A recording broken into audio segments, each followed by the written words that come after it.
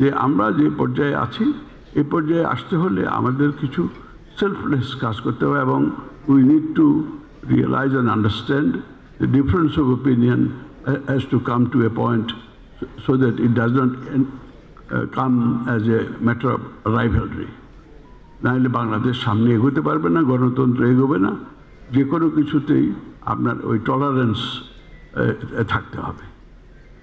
এই কথাগুলো এই জন্য আমি এই জন্য বললাম, সেক্ষেত্রে মঞ্জুরের নামটাও আমি মনে করতে পারি, because he has all the wisdom of accepting difference of opinion.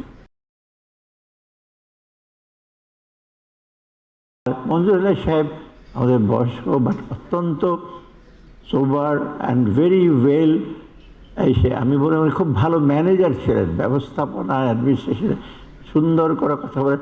আর ওনার কিন্তু সফট স্পোকেন, এই সফট স্পোকেন ব্যক্তি এতগুলো প্রতিষ্ঠিত করে। আমি দেখি বেশিরভাগ লোকে যারা প্রতিষ্ঠা করে বকাঝকা করে, লোকদের ডাক দেয়, কিন্তু ওনার কথাগুলো সফট বলতেন, ভেরি ফার্মলি, ভেরি স্ট্রংলি। এটা ওয়ান অফ দি পার্সোনালিটি ওনার ছিলেন মঞ্জুর আলী সাহেবের।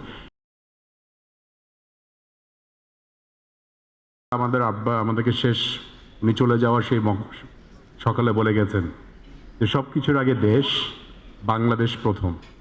কারণ বাংলাদেশ যদি না হতো আমরা কিছুই হতাম। সব কিছুর আগে দেশ, বাংলাদেশ আগে।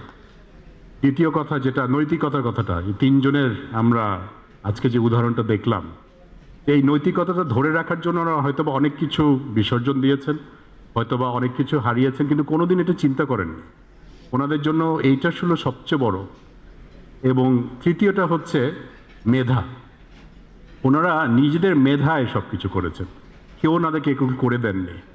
এবং এই মেধা দিয়ে নৈতিকতা ধরে রেখে এই দেশটাকে ভালোবেসে আমরা এই দেশটাকে আরও ভালো করব, আমরা একটা ভবিষ্যৎ তৈরি করব এই দেশটা সবার জন্য, এবং এই দেশে আমরা সবাই থাকব।